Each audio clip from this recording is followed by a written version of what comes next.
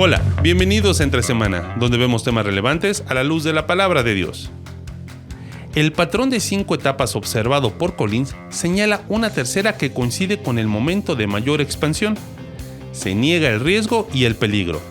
¿Qué sucede cuando se silencian las voces que piensan diferente? ¿Qué consecuencias trae creer que uno es la excepción a la regla? Esto trae como consecuencia líderes distantes y altaneros. Las iglesias no han sido exentas de esta dinámica. Conversemos sobre este tema aquí en Entre Semana.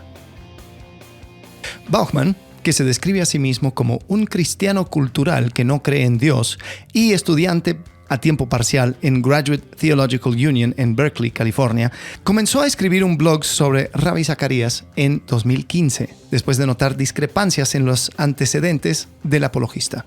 Zacharias había afirmado durante mucho tiempo haber estudiado en Cambridge y, más tarde, haber enseñado en Oxford. Ninguna afirmación era cierta. Su uso del título Dr. Zacharias también era cuestionable. Los únicos doctorados que tenía eran honorarios. En 2015, Bauchman dijo que confrontó a Zacharias International Ministries sobre las credenciales de su líder. Esto llevó a los cambios en la biografía en línea del apologista, pero ninguna admisión de que mentir sobre sus antecedentes estaba mal, ni ninguna disculpa. Bauchman dijo que mentir sobre las credenciales puede parecer un asunto trivial, pero dejar que el apologista se saliera con la suya, engañando a sus seguidores, puede haber abierto la puerta a un comportamiento más dañino. Jennifer Freyd, profesora de psicología en la Universidad de Oregon, dijo que cuando un líder confiable actúa de manera inapropiada o abusiva, las organizaciones a menudo pueden sufrir lo que ella llama ceguera de traición. Eso es de la reportera Julie Royce, que hizo un reportaje acerca de Ravi Zacharias, haciendo énfasis en un hombre llamado Stephen Bauchman, que era una persona que escribió acerca del escándalo de la vida de Zacharias aún antes de que salieran todos los detalles y aún antes de que él muriera. Sí, porque ahí lo reporta que empezó a escribir el 2015 en un blog. Corrígeme, la historia después incluyó las otras cosas, pero inicialmente él andaba en una búsqueda. ¿Puede ser? Creo que, porque en el libro él lo menciona. Como que andaba en una búsqueda y dijo, a ver, ¿quién es el apologista más conocido, más importante? Y empezó a estudiar y vio que como que todo lo que decía Zacharias lo ataba con un moño como que muy perfecto. Y después cuando empezó a ver los pormenores, él creo que fue por el lado teológico, y era como que, ¿y este tipo quién es? ¿No? O sea, porque creo que yo leí el libro, y creo que una de las cosas tenía que ver con profecías acerca de Daniel. Entonces como que Zacharias lo afirmaba así como que no, así es. Y mira qué excelente es. Y después cuando empezó a meterse dijo, sí, pero hay algunos pormenores que como que no me dejan cuadran. Tranquilo. Y entonces empezó a investigar los credenciales de Zacharias.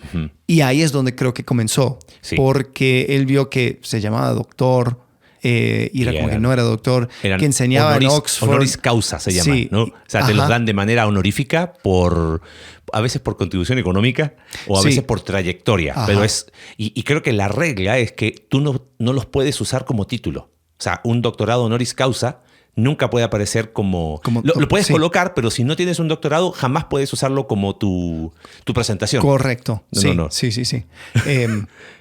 Sí, yo tengo una conexión familiar con eso porque mi tío, es esposa de mi ¿cómo se llama? Tío político, su papá era el dean de una de las universidades que le dio a Zacharias el doctorado de... ¿Tienes el contacto todavía? Falleció. Pero... Así nos seguimos estudiando. Pero igual, o sea, bueno, a causa del escándalo, claro. O sea, ya terminó como que, ups. Ya. Pero es interesante ese tema porque eran cosas menores. Era... Y una de las cosas que decía Zacharias era, bueno, pero que en la India, bueno, porque en Latinoamérica se dice doctor por todos lados y no hacen tanto caso a eso. Y era como que, sí, pero a ti te importa. Claro. A ti te cala. Es algo que hay que prestarle atención. Y hoy vamos a estar viendo la tercera etapa de los poderosos que caen. La primera que vimos hace un par de episodios fue la de arrogancia nacida del éxito. Luego continuamos con la persecución indisciplinada del crecimiento y hoy es la negación del riesgo y del peligro. Ahora, es interesante y quizás se fijaron, no sé si alguno de ustedes se fija en los diseños, en el arte que acompaña cada serie. Ahí tenemos un equipo súper mega creativo que intenta comunicar a través de algo artístico, pero es muy interesante porque este hombre Collins dibuja, o sea, grafica estas fases, y aquí estamos en la fase más alta. Sí. O sea, es como, viene la arrogancia nacida del éxito, empieza a crecer en términos cuantitativos. Estamos después en la persecución indiscriminada de crecimiento. O sea, estamos en un crecimiento exponencial. Y aquí estamos en la cresta de la ola. O sea, estamos en la cima de la montaña.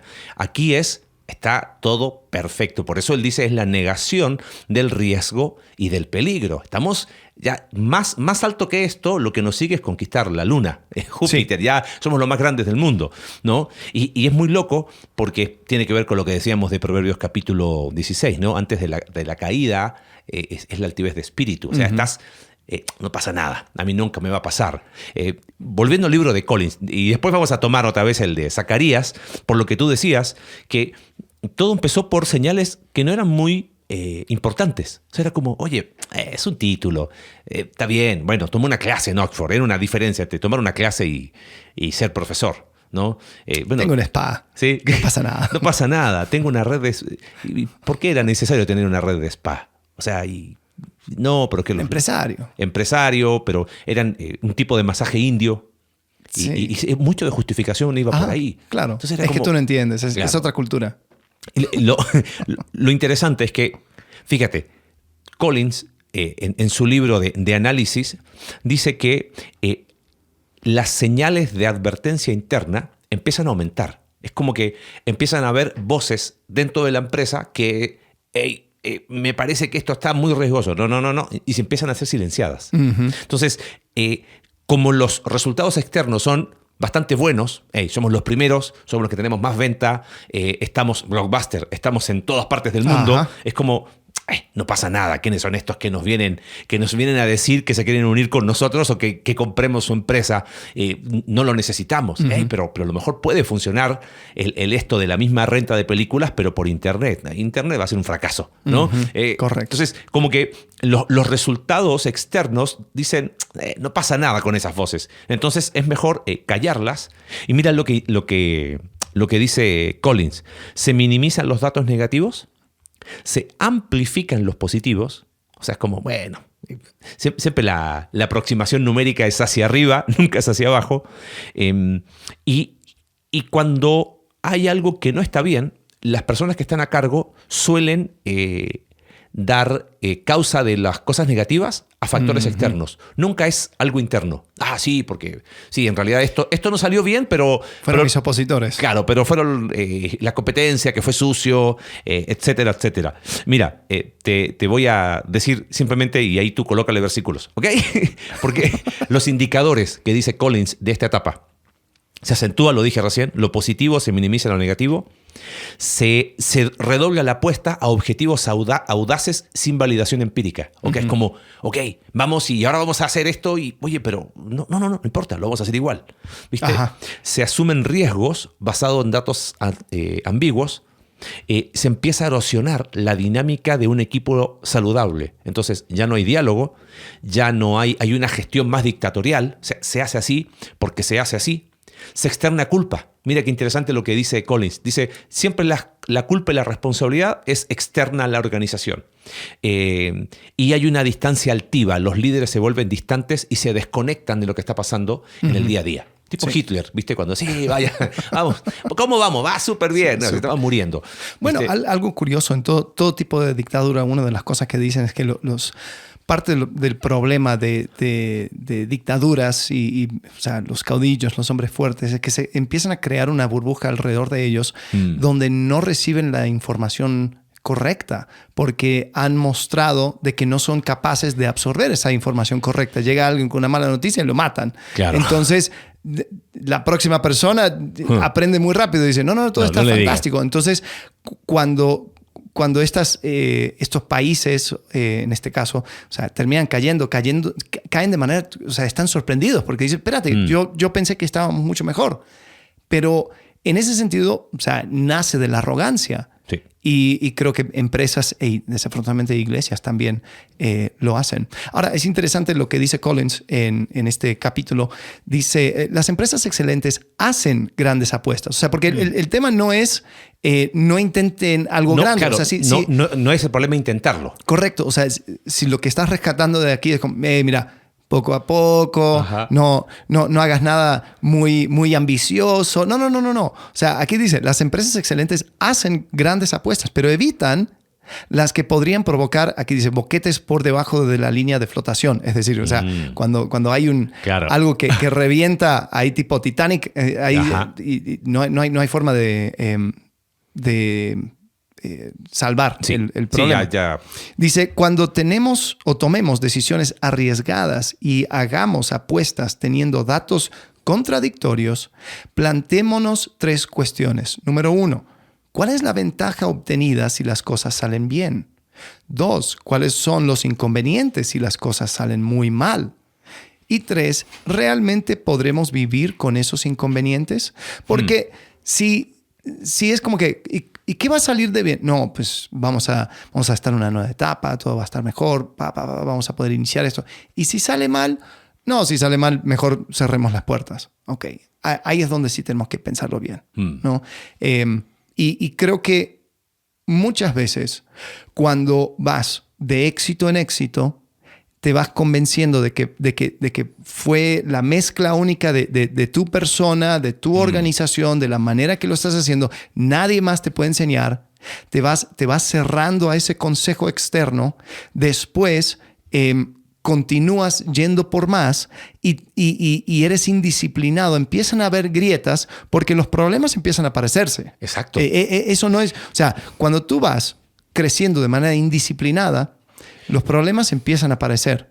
Empieza a aparecer ese líder que no desarrollaste bien y ahora te está causando líos. Empieza a aparecer las quejas de las personas que dicen esto no era lo que me prometieron, etcétera, etcétera, etcétera. Y si tú empiezas a encontrar un montón de excusas para todas esas cosas. No, son ataques del enemigo, no, porque son problemas de afuera, no es que nadie nos entiende. Tú tranquilo, asegúrate que todo va a salir bien porque yo estoy a cargo.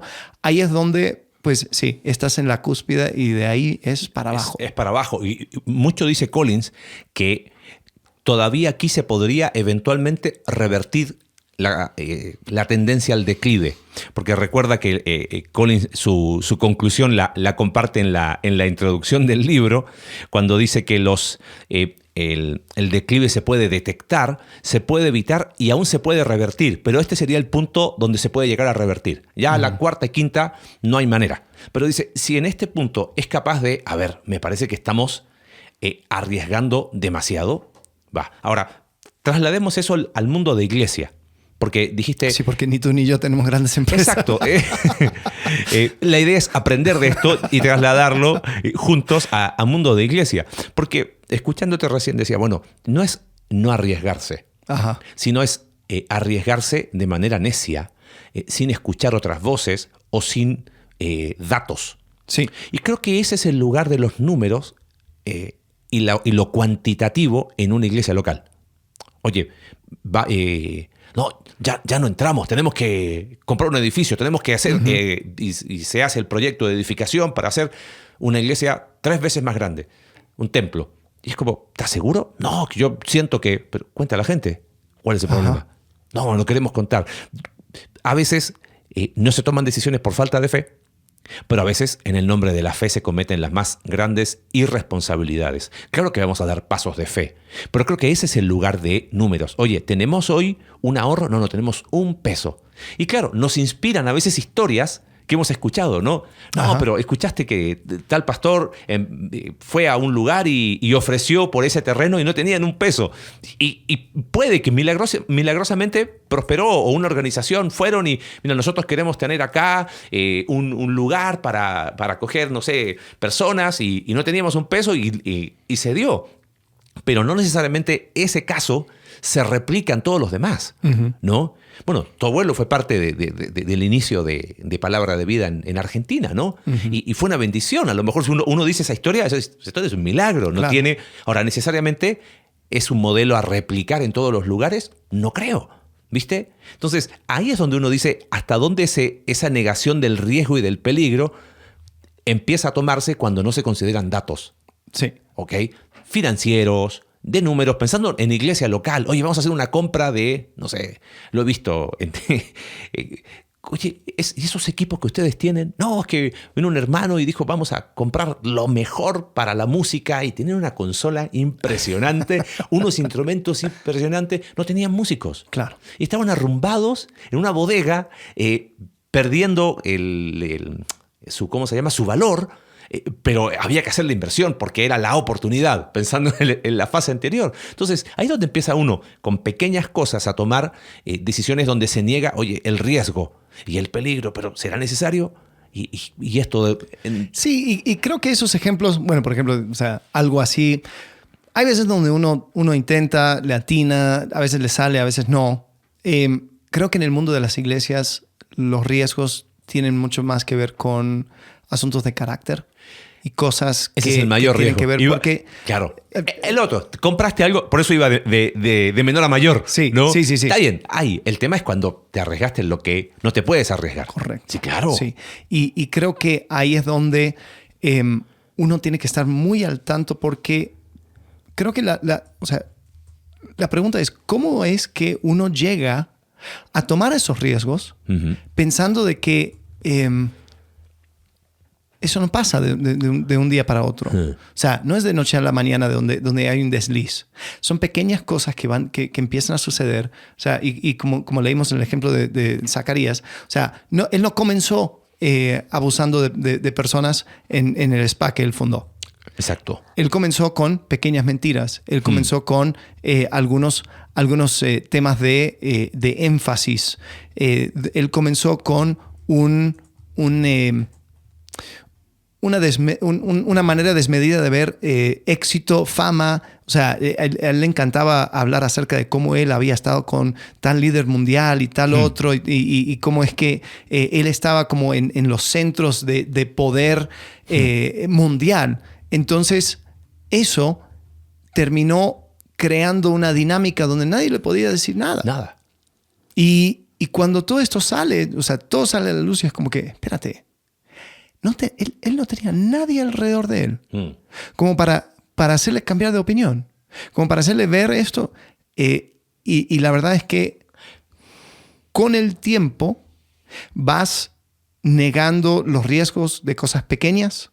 Con el tiempo, es interesante, uno de las tú leíste, los indicadores de fase 3 es reorganizaciones obsesivas. En lugar de enfrentarse a la dura realidad, la empresa se reorganiza continuamente. Sí. La gente está cada vez más preocupada por la política interna y menos por las condiciones externas. Entonces, ¿qué significa? No, si yo tengo que ser, si yo quiero ser alguien en esta organización, tengo que acercarme, en este caso, Rabbi Zacarías. Y uno se acerca diciendo cosas bonitas, haciendo la vista gorda a estas otras cosas, así uno va a ir escalando. Entonces, cuando eso se empieza a dar, se crea una dinámica, una burbuja donde todo tipo de cosas está sucediendo. Otro ejemplo que se me viene a la mente. ¿Querías decir algo? No. Estoy masticando, termina la idea, porque estoy rumiando. Otro ejemplo es Hillsong. Hillsong ahora está en un periodo de, me imagino, reestructuración. Claro. Donde hubo crisis de liderazgo, donde una de las cosas que sucedió era que se generó como una cierta burbuja de cultura, donde dices, a ver, no había nadie que le dijera, no hagas esto, no hagas lo otro, esto es una tontera. No es necesario. Sí, o sea, cuando tienes un Carl Lenz que anda más en pasarelas que en púlpitos, ahí es donde dices, a ver... ¿En qué momento? Sí, pero claro, uno se convence, dice, es que nosotros somos diferentes. A ver, tú tienes iglesias en 7 continentes, porque no creo que ese es el caso. Entonces, ¿por qué no te callas? Y se podría espiritualizar más. Dios los usa. Ah, sí, claro. Esa expresión la escuché mucho. No toques a la ungido del Señor. Una forma de negar riesgo y peligro es, pero Dios lo usa igual. ¿Viste? Y lo escuché muchas veces, muchísimas veces. Ante ciertos cuestionamientos era como, bueno, pero mira cómo Dios lo usa. Y era como, bueno, si Dios es un burro en el Antiguo Testamento. Sí, pero una cosa es una cosa y otra cosa es otra. Sí. Escuchándote me quedé pensando, porque recién estaba dando ejemplos, ¿no?, de cosas triviales, donde a veces el tema es el carácter. Cuando negamos el riesgo y el peligro en temas de carácter en iglesia. Y es como el ejemplo que uno usa con solteros. Ajá. O sea, mira, si te equivocas de carrera, está bien, empieza otra. No fue el mejor trabajo. Pero cuando tomas malas decisiones a nivel de noviazgo que terminan en un matrimonio, el efecto, O sea, mira, me compré un auto y fue horrible la compra. Sí, la verdad fue un hoyo financiero, pero el efecto colateral no es tanto. Yo creo que pensaba en eso cuando te escuchaba hablar, porque los ejemplos que dimos recién fueron iniciales triviales. El tema es cuando nos metemos en temas de carácter y se niega el riesgo y el peligro en términos de carácter. Creo que eso volvería a repetirlo 1 y 1000 veces, casi como un loop incesante. Es como, ¿en qué nos podemos equivocar? Si podemos decirlo así como iglesia. Sí. Mira, la verdad, compramos instrumentos y no era necesario haber comprado esa marca. Fue un gasto innecesario, sí. ¿En qué más nos podemos equivocar? Construimos este edificio y ahora era más grande de lo que podíamos llenar y a lo mejor los gastos, lo que ha pasado con iglesias en Estados Unidos, sí, claro, que tienen una crisis de mantenimiento físico de iglesias y de campus, porque eran campus enormes y era como lo hicimos en un momento de mucha, ¿cómo se llama?, ingreso económico, y la iglesia se vino abajo y ahora no sabemos qué hacer. Y lo tenemos que rentar, y un mismo edificio lo usan como 5 o 6 iglesias para que sea viable económicamente. Bueno, hasta en eso uno diría, no es que te puedes equivocar, sino digo, bueno, el efecto colateral no es lo mismo que equivocarte en términos de carácter. De, oye, ¿tú sabías que de tal persona hay... No pasa nada. No, déjalo ahí. No, mira, no pasa. Es lo que decía Bauman, ¿no? ¿Cómo? O sea, ¿por qué usas credenciales? ¿Por qué dice que fuiste profesor en Oxford y en Cambridge si no fuiste? O sea, a lo mejor caminaste por ahí y a lo mejor le enseñaste a alguien. Y, claro, estabas técnicamente en Oxford. Sí, porque Oxford es tanto ciudad como claro, la universidad, o sea, la Universidad de Oxford. Hagamos un viaje a Oxford. Sí, y enseñemos una escuela dominical. Tú me enseñas a mí, yo te enseño a ti. Y después dijimos... sí, ese tiempo cuando estuve enseñando en Oxford. Y ponemos la foto. Ajá. Y hagamos un tour. Vayamos a Princeton, claro, Harvard y ¿dónde más? Yale, en Estados Unidos. Y ya con eso y en cada uno podemos enseñar. Correcto. O sea, da risa, pero ese es el punto. Qué triste es cuando las cosas de carácter, las cosas vinculadas a la moral, las cosas que dicen, oye, pero las cualidades de carácter de este hombre, o sea, todos saben que es un tipo, lo que pasaba con Driscoll, irascible, boca sucia, vulgar, y es como, pero Dios lo usa. Sí. O sea, es un tipo orgulloso, es súper autorreferente, pero Dios lo usa. ¿Y cuál es el...? Entonces, diciendo eso, es como esa serie que nunca hemos hecho. Frases que cortan el diálogo. Sí, pero Dios lo usa. ¿Y qué dices después de eso? Uh-huh. Sí, ok. O sea, el fin justifica los medios. Eso es lo que me estás diciendo. Sí, y creo que en ese sentido hay que tener muchísimo cuidado, porque en el mundo en el mundo de las empresas, uno lo que tiene que hacer para ser exitoso, entre comillas, es generar ganancias, ¿no? Que tus accionistas estén felices. Y, súper. Hay personas que se dedican a eso y dedican su vida a ser felices a accionistas. Pero en el mundo de las iglesias estamos haciendo algo mucho más importante. Estamos reflejando a Cristo, estamos apuntando a Cristo, estamos diciendo que somos la parte activa, somos manos y pies de Cristo. Y cuando una persona dice que está reflejando a Cristo en sus acciones, en su mensaje, pero después por excusar ciertas cosas termina mostrando una cierta hipocresía, lo que terminas haciendo es manchando el nombre de Cristo. Y hay muchas personas que terminaron desilusionados. Sí, claro. Ahora, hay algunos que sí tienen un poco más de madurez y saben separar entre la persona y o sea, la iglesia. Pero no creo que, o sea, no es un lindo lugar estar. Engañarte y engañar a otros, ignorando los riesgos y especialmente de un tipo moral. Sí. Antes de quizás hacer algunas cosas propositivas, me he enamorado de la inteligencia artificial gracias a mi pastor Alex Tarasiuk. Y dije, bueno, me empecé a meter ahí con el libro de Collins y ejemplos de iglesias. Y fíjate lo que dice, el modelo de Collins no se diseñó específicamente para iglesias, pero sus principios son aplicables a cualquier organización con estructuras de liderazgo y dinámicas institucionales. En el contexto de las iglesias cristianas, la fase 3 suele manifestarse, y mira lo que empieza a decir, en resistencia a adaptarse a cambios culturales.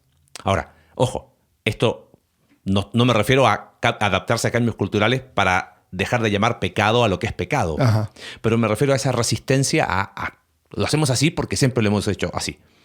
Negación de problemas éticos o financieros.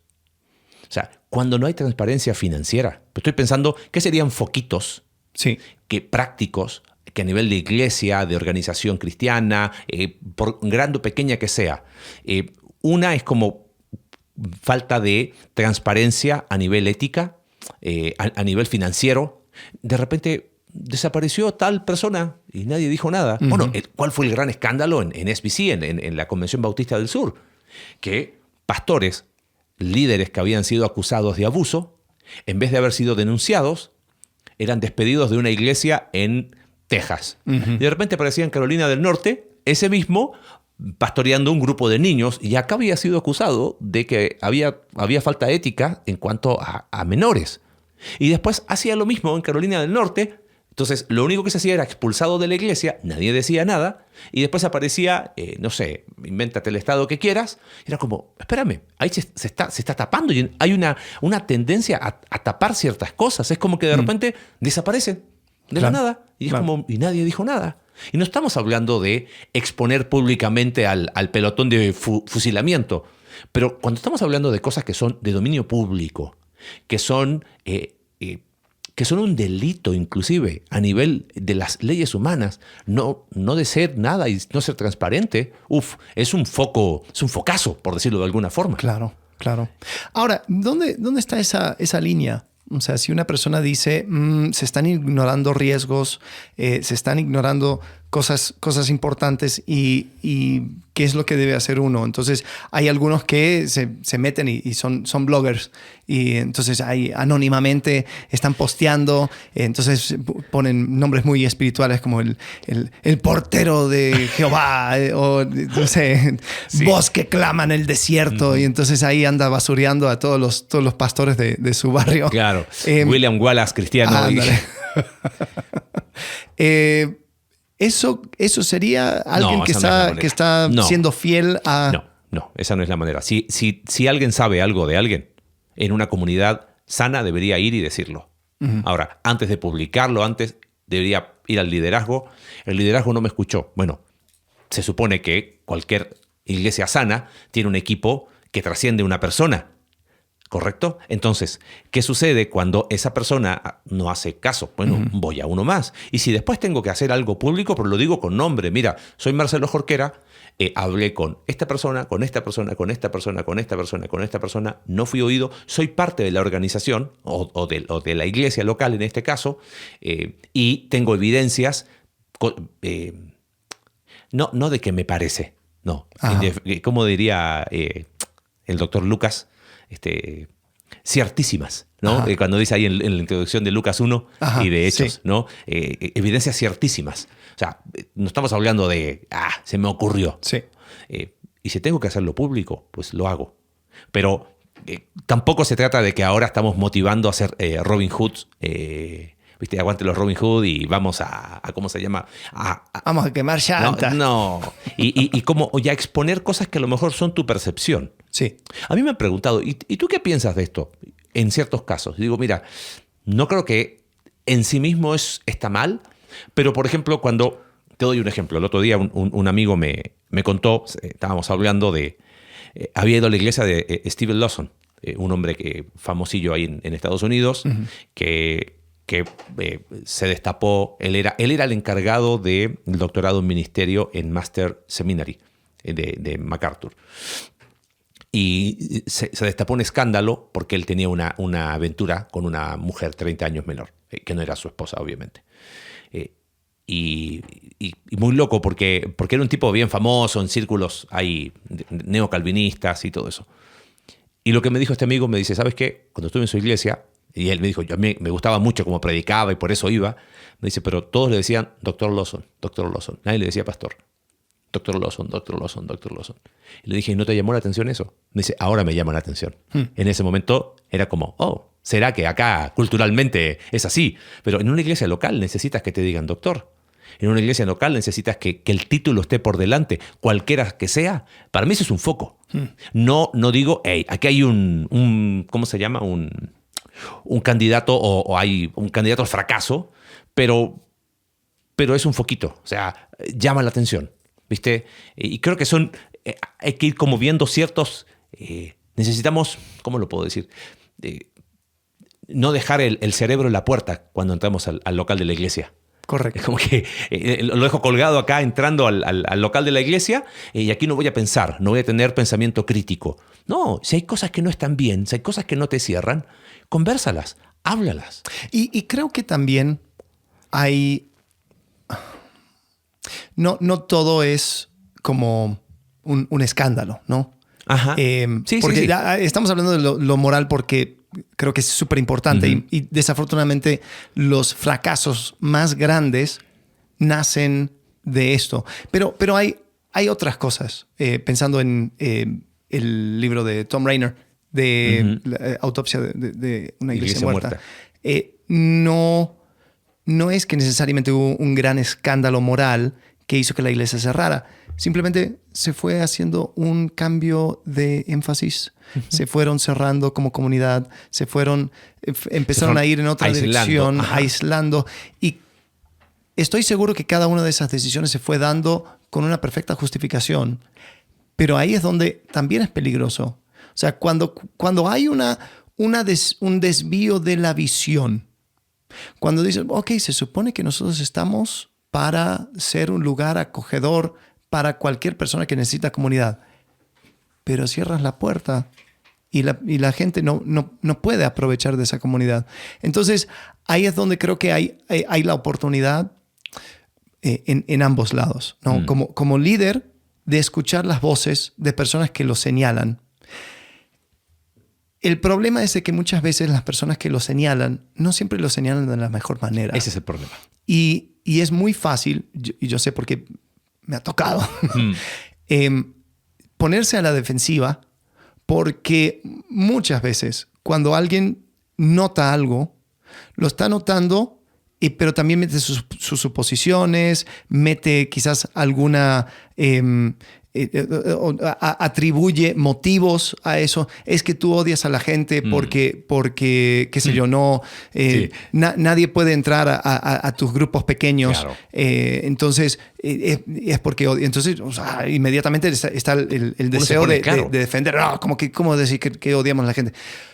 Pero si podrías entender de que hay riesgos y hay peligros, y esta persona, quizás no de la mejor manera, está diciendo, oye, el sentido de comunidad se está perdiendo.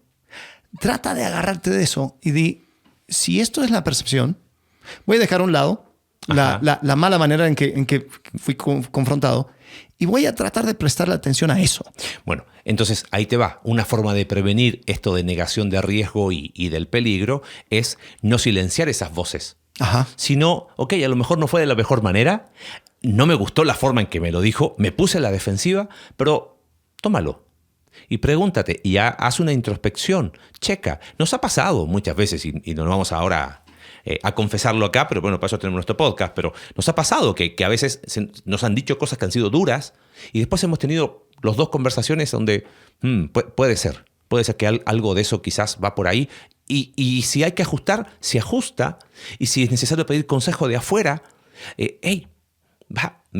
hay cosas que a lo mejor no estamos viendo y quizás no es nuestro deseo, pero el énfasis o lo que se percibió era otra cosa, pues hay que hacer lo que hay que hacer. Creo que ahí es donde la falta de humildad es clave. O sea, ahí es donde uno dice, un foquito. O sea, mira, líderes van a fracasar. Vamos a fracasar. Vamos a fallar. Entonces, el tema es cuando no eres capaz de tener la suficiente humildad para decir, sí, ¿sabes qué? Creo que fue una mala reacción de mi parte. Sí, no estuvo bien. Perdóname, dije que iba a llegar, no llegué. Mil disculpas, vivo pidiendo perdón por cosas que sí, y no puedo, se me pasó, se me olvidó. Pero si no hay una actitud de ahí está el peligro. Entonces se empieza a aislar el líder y ¿sabes qué es lo peligroso? Se empieza a crear como una especie de un círculo protector. Correcto. Y entonces tiene su círculo protector que hace que nadie pueda acceder a él. Oh. Y distorsiona la verdad. Claro. Entonces, es complicado, ¿no? Porque también, pensando en esto de riesgos, yo creo que cada líder estaría de acuerdo al decir hay un riesgo en concentrar la atención y el énfasis en una sola persona. Creo que todos dirían, sí, es cierto. Y podremos apuntar a ejemplos y podremos hablar acerca de eso. Pero cada persona dice, sí, pero yo soy la excepción. Sí, pero eso no va a pasar conmigo. Sí, pero es que mira las oportunidades. Claro. Porque nosotros podemos decir de que, qué sé yo, nosotros somos conocidos por el pastor, porque el pastor es autor y es conferencista internacional y porque sí. entonces nosotros al ser la iglesia vamos a apuntar a este pastor porque eso también nos da más prestigio. Entonces se empieza a manejar una dinámica y después se sorprenden cuando alguien dice es que yo soy la iglesia, yo soy la marca, ¿no? Como dijo Mark Driscoll, yo soy Mars Hill o sin este líder, sin esta persona la iglesia se cae. Bueno, pero o sea, si todos sabíamos de que existía el riesgo. Sí. Pero se fue negando.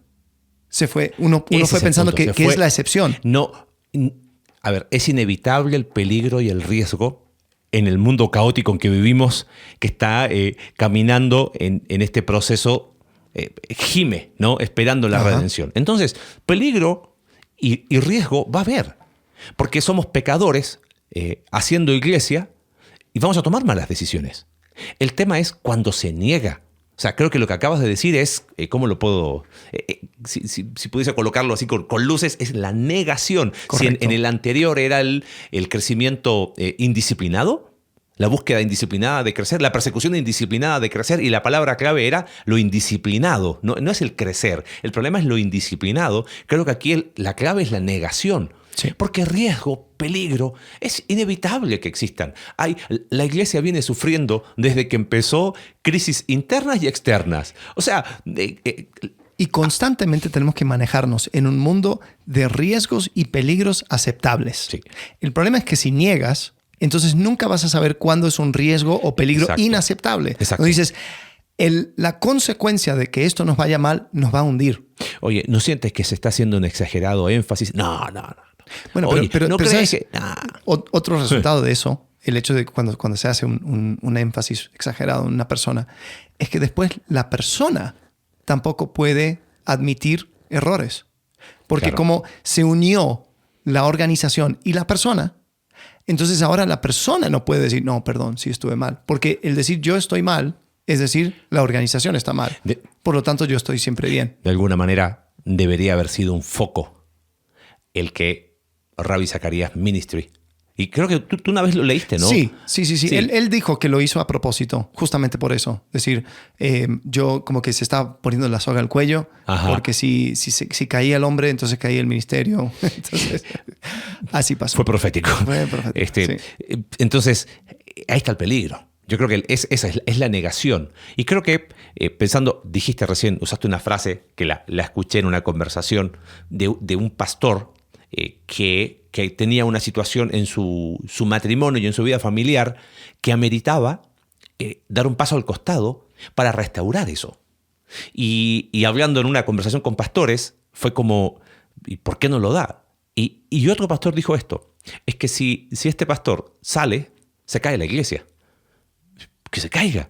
O sea, ¿cuál es el problema? ¿Cómo que se cae la iglesia? No, es que, y lo que decías, la marca, es que lo que le da fuerza a esa iglesia es la presencia de este pastor. Entonces, cuando hay una vinculación tan grande, es complejo. Y batallamos, y lo hablamos desde no desde la, ¿cómo se llama? Superación, sino desde el riesgo nuestro. El día que nos pase a nosotros. Entonces, seríamos... espero que nunca pase, pero que, tú lo dijiste en un podcast, ya estás haciendo lo contrario. O sea, sí, es complicado, porque, claro, una iglesia empieza a crecer y de alguna manera como que, pero ya me ha pasado. Es que no me acerqué a ti el domingo porque te vi muy ocupado. Estaba hablando con gente. Eso es todo, pero no es que estaba hablando con gente, estaba saludando, porque me gusta saludar a la gente.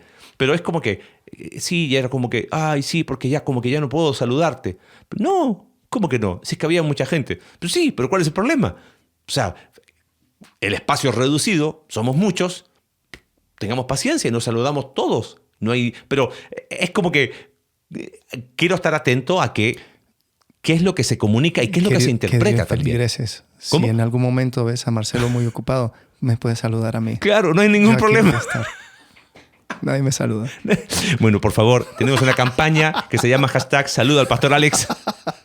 No, pero, o sea, es que, ¿qué necios seríamos de negar la negación? ¿Entiendes? Sí. O sea, no. O sea, sí, pero aquí en nuestra iglesia eso jamás va a pasar. Siempre pasó. O sea, tenemos un montón de ejemplos, pero en la nuestra nunca va a pasar. No, qué peligro sería. O sea, y creo que estamos haciendo esta serie como una especie también de, ¿cómo sería?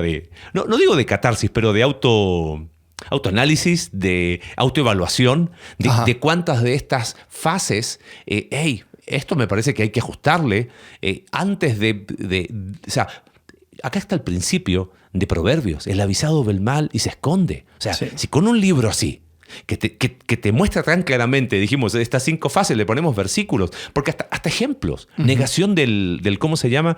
Del riesgo y del peligro. Oye, Roboam pidió consejo a los que habían estado con Salomón, le dijeron, haz esto, y él que dijo, lo negó, mentira, no pasa nada, voy a redoblar la apuesta. Tienes un ejemplo bíblico. Saúl, oye, Samuel le dijo, no, Saúl, así no importa, no pasa nada, lo hago igual. ¿Qué más se me viene a la mente? ¿Te acuerdas? Acab, el rey Acab, o sea, tuvo a Elías primero. ¿No? Sí. Siempre tuvo ahí contra. Después estaba, ¿quién era el profeta? Que él preguntó, oye, ¿hay algún profeta? ¿Te acuerdas cuando va a la guerra con Josafat? Sí. Dice, oye, pero traes un profeta, pero no traigas ese Micaías, ese siempre me profetiza mal. Yo quiero uno que me profetice bien. ¿Viste? No, vaya rey, no pasa nada. O sea, ejemplos bíblicos tenemos como para decir, no, nosotros nunca nos va a pasar. No, olvídalo. Creo que a mí me ha abierto los ojos a, ¿sabes qué? Necesitamos estar constantemente alertas, atentos, porque lamentablemente la historia está llena de cruces en el camino, sí, ¿no? Y nosotros no estamos exentos a hacer uno más. No, y nosotros tenemos que tener, o sea, hay una serie tonta donde los dos personas están hablando acerca de algo y dicen, oye, pero ¿funcionó esta cosa para otras personas? Y, no, eso nunca funciona, dice la otra persona. Es que es increíble que la gente se engaña a pensar de que eso podría funcionar. Dice, pero creo que nos funcionaría a nosotros. Entonces, creo que muchas veces la gente se autoengañan, sí, basado en su propio éxito, basado en también el hecho de... Porque, ojo, cuando tienes el crecimiento, la persecución indisciplinada de crecimiento, tus ideas tienen que funcionar, porque si no se cae todo. Entonces empiezas a ignorar los riesgos porque todo está basado en un crecimiento indisciplinado. Exacto. Entonces, si no funciona, entonces funciona. O sea, lo que tienes que redefinir es tu sentido de éxito. Ajá. Tus las logros. etapas. Exacto. O sea, tienes que recategorizar absolutamente todo. Y creo que antes de terminar, simplemente una advertencia. Para aquellos que están en una organización, sea ministerio, sea iglesia, donde ves que hay una negación de riesgos y peligros, sal de ahí. Sí. Ya. Sí, porque la presión va a seguir creciendo, las grietas se van a seguir mostrando y en algún momento esto va a explotar. Sí. No sé, a lo mejor no va a ser en 1 año, no va a ser en 2, no va a ser en 5, pero eventualmente esto va a explotar porque uno no puede vivir negando los riesgos y los peligros sin que uno de esos riesgos y peligros sea la que hunde el barco. Sí. Y termine afectándote a ti. Correcto. Y tú vas a hacer... Y después la pregunta va a ser, ¿y por qué nunca dijiste nada? Claro. ¿Por qué nunca hiciste algo? ¿Por qué sabiendo ahí quedaste? Y vas a tener que responder esa pregunta. Sí. Entonces, si sientes que puedes ser una persona que pueda advertir, que pueda exponer luz a esos riesgos y peligros, bien, hazlo. Pero si ya te has dado cuenta de que esto no va a terminar bien, no creo que sea sabio continuar ahí. No. Y hacerlo con determinación y con integridad de haber hecho y haber dicho lo que tenías que decir y listo. Se acabó. Yeah. Muy bien. Nos vemos. Nos quedan 2 fases. Así que ahí nos estamos viendo la próxima semana. Gracias por seguirnos. Entre semana, _podcast. Ahí puedes dejar preguntas. Algunos nos han estado escribiendo. Así que gracias por lo que son parte también apoyándonos. Y estamos en contacto. Hasta luego. Gracias. Gracias por acompañarnos en un capítulo más de Entre Semana. Si quieres ser parte de este proyecto y apoyar financieramente para generar más recursos para tu crecimiento espiritual, en la descripción del episodio está el link para poder realizarlo. Recuerda que puedes seguirnos a través de nuestra página web icv.mx/entresemana y puedes enviarnos tus preguntas a entresemana@icv.mx y en X @entresemanacv. Ayúdanos a difundir este contenido dejándonos tu valoración en tu aplicación de podcast favorita.